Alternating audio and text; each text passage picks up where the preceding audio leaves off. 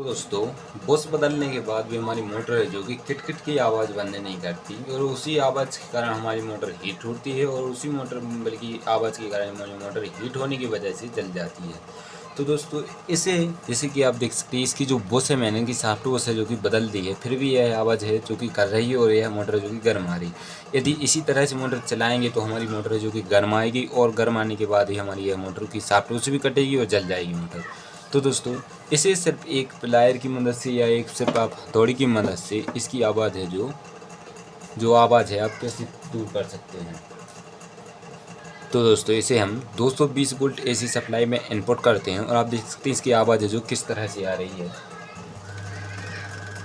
तो दोस्तों आप देख सकते हैं यह आवाज़ है जो कि किट किट की आवाज़ यह कर सकती है। दोस्तों इसी कारण से हमारी मोटर है जो कि जल जाती है और बुश सॉफ्ट बुश जो कि कट जाती हैं। यह लोकल मोटर है जो कि 420 या 550 के करीब यह मोटर आ जाती है।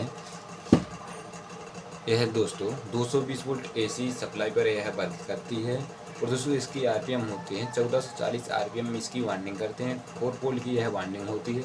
तो दोस्तों इसकी जो सॉफ्ट बुश मैंने बदल दी है और इसकी जो किट-किट की आवाज़ है यह कैसे दूर कर। तो दोस्तों इसकी आवाज़ को कैसे दूर कर सकते हैं, इसे सबसे पहले ऑन करते हैं। 220 वोल्ट सप्लाई में से इनपुट करते हैं और इसकी जो पावर है उसे ऑन करते हैं। इस आवाज़ को आप देख सकते हैं यह किट-किट की आवाज़ कर रही है। सबसे पहले हथौड़ी की सहायता से आप थोड़ी-थोड़ी आप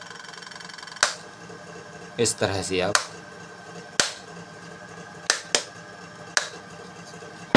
देख सकते हैं इसकी आवाज़ है जो कि बंद हो रही है।